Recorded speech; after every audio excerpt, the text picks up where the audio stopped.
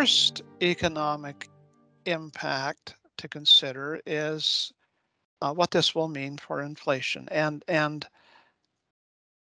I think you look at commodities. That's kind of where you start. At times of uncertainty and times of military conflict, commodities are always a hedge. People buy Mhm. gold, they buy silver, they buy other metals, they buy precious metals. And then, of course, we've seen the price of oil shot way past $100 US per barrel, and then it's come back down again. But if you think about the price of oil and the price of natural gas, it's not just that they've gone up, and that has impacts on things that are obvious, like gasoline. Mhm. We're seeing record high per gallon and per liter prices for gasoline. And there's other things. Ukraine is one of the world's biggest exporters of wheat. So the price of wheat will be going up, and that'll affect a lot of grocery products. But I think there's something really interesting going on here, too. And this is if you study geopolitics. It's sort of an old saying that generals are fighting previous wars when they Right, when they right, go to right. war. Yes. And what we have here is we have the command on the Russian side that has launched an old style war.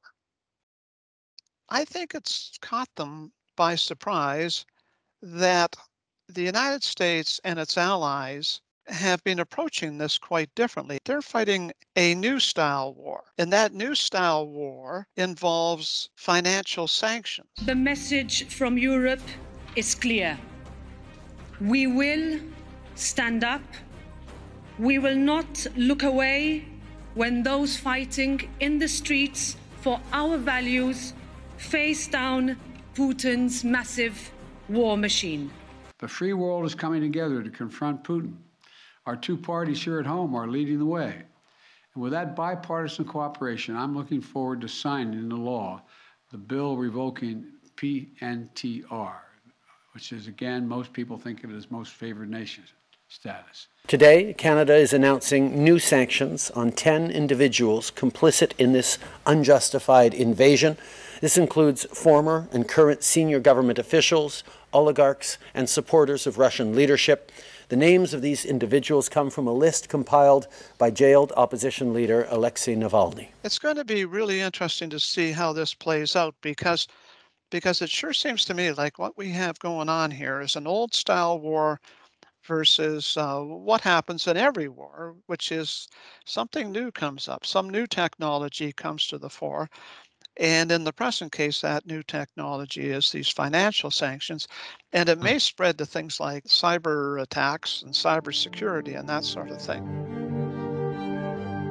I was quite optimistic about where the world economy was going before this event, Mhm. and I would be back to breathing a huge sigh of relief, and I think a lot of other people would as well. This is not what we need, not what the poor people in the Ukraine need, and my empathy for them is enormous. I just can't even imagine facing the situation that a lot of them are facing.